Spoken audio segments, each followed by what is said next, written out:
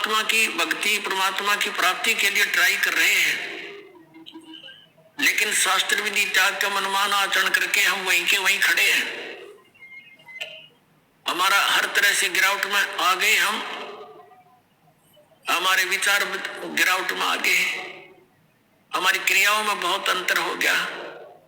Surrounding का क्षेत्र हम देखते हैं, जहां भी देखते हैं हमारे बच्चे जो उपदेश लेकर जाते हैं, क्योंकि ना तो सब बुराई छोड़नी है, तो घर में, पड़ोस में, रिश्तेदारी में, सब जगह वही बुराइयां ग्रस्त हैं। बीड़ी, शराब, मांस, तंबाकू, माया जोड़न की चर्चा, दूसरा ज्ञान नहीं। तो पुण्यात्माओं, कुछ दिनों के बाद हमारी संख्या बढ़ती जाएगी।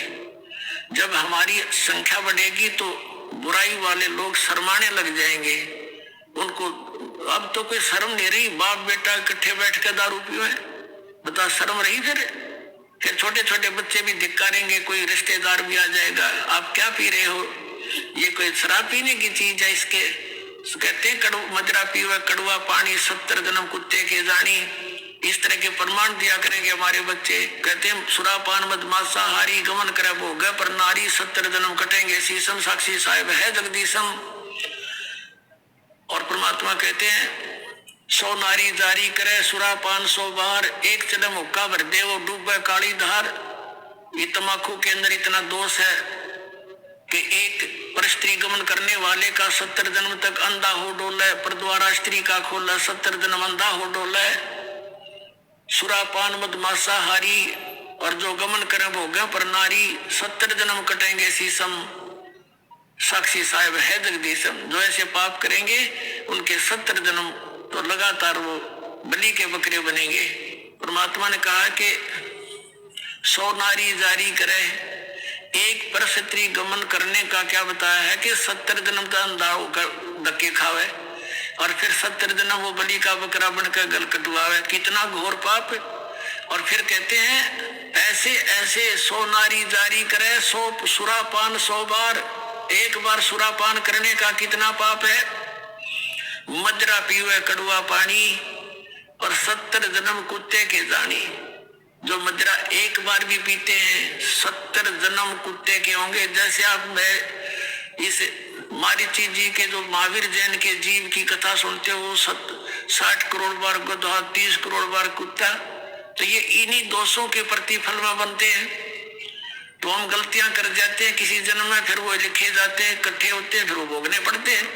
तो क्या बताया है, मजरा पीवे कड़वा पानी, शराब पीता है जो 70 जन्म कुत्ते के जानी। आज तक की टीपा कर गुट्टी ला के उठलों बैठ के मौज मारा, फिर कुत्ता बनकर गंदी नाली के जल को पिया करेगा। ले अब तेरी मजरा ये बन गई, मजरा पीवे कड़वा पानी 70 जन्म कुत्ते के जानी। और फिर क्या बताते हैं, पर द्वारा स्त्री का खोले 70 जन्म अंधा हो डोले। फिर क्या बताते हैं, 100 नारी जारी करे, जो 100 नारी बर नारी भोगेगा उसको कितना घोर पाप होगा। और सुरापान 100 बार, एक बार सुरापान यानी शराब पीने का कितना दोष है, अभी आपको बता दिया। ऐसा 100 बार कर ले और एक चलम हुक्का भर दे, पीने वाले का तो गर्क बेड़ा है ही, एक हुक्का भर के देने वाले को इतना पाप लगेगा। क्योंकि कोई दोष में सहयोग देता है, कोई हत्या करने जाता है, उसकी मदद कर रहा है, उसको उठा के उसको हथियार दे रहा है कि ले कर ले काम, तो दोनों दोषी है वो।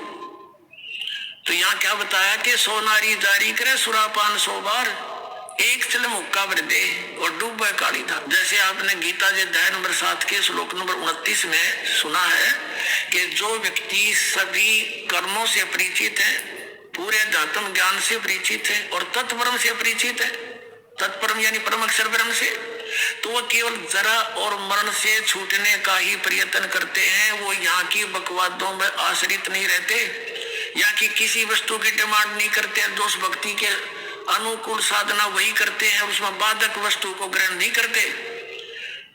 तो ये हमारे बच्चे इन पूरे अध्यात्म ज्ञान से और इस सभी पूरे कर्मों से परिचित हो जाएंगे, तो फिर वो आम व्यक्ति को जो भी उनके संपर्क में आएगा उनके गुणों से परिचित कराएंगे कि ये मत करो आप, ये पाप लगता है। अब छोटे छोटे बच्चे भी, कोई रिश्तेदार आता है वो बीड़ी माचिस के लिए बीड़ी वगैरह मंगवाता है, वो मना कर देते हैं आपकी और सब सेवा कर देंगे, पर ये नहीं करेंगे क्योंकि इसमें हमें दोष लगेगा, और आप हमारे घर पर भी इसको पीने की कृपा ना करना, हमारी हानि हो जाएगी। तो वो अपने आप शर्मिंदे होंगे।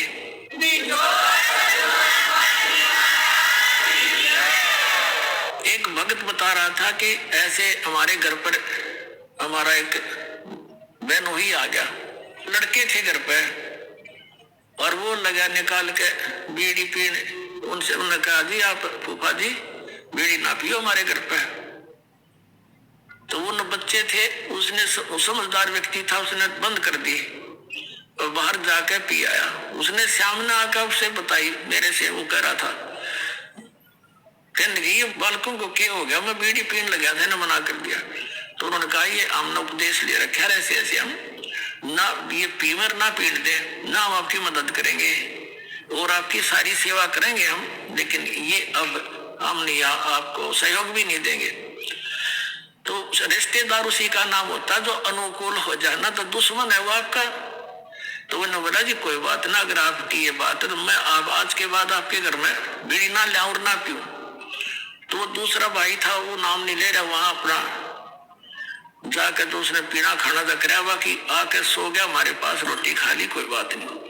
फिर वो गया हुआ था किसी कारण से कहीं पर, वो ही कहीं दूसरी रिश्तेदारी में, वो कह रहे थे कि हम ऐसे ऐसे वहां जाएंगे तो भी चलेगा कि, तो वो खुद कह रहा था हमारा बहनोई कि वहां जाओ तो भाई अपना बीड़ी माचिस बाहर कर दियो, यानी खुशी के, उसने कोई उलाना नहीं दिया, बल्कि उनको आगाह किया कि वहां लेके मत जाना, उड़ा नहीं बढ़न देंगे तुमने बीड़ी माचिस समेत। तो वो रिश्तेदार भी अच्छे थे, बोला बहुत अच्छी बात है, हम ठीक है, उनके नियम को क्यों भंग करेंगे।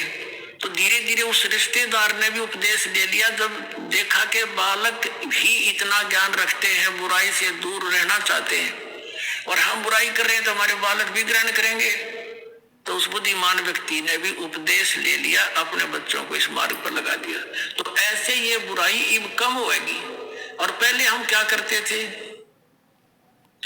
जब हम छोटे छोटे थे, हमारी बहनों के बटेऊ आते थे बहनोई, तो हमारी स्पेशल सेवा लगाई जाती थी कि इनकी चलम ठंडी नहीं होनी चाहिए, ना तो बेइज्जती हो जाएगी, यानी इनका हुक्का इतना प्यारा है, ये कंध्याड़ बैठे रहिए स्पेशल। बताओ, एक तो उनको दूना नरक में ठोक्या करते, अरे वाह उनने कहेंगे हाथ जोड़ के ना जी ना पीवा ना पीने देना, तो उनको भी विवश होना पड़ेगा सोचने इस बुराई को छोड़ने के लिए।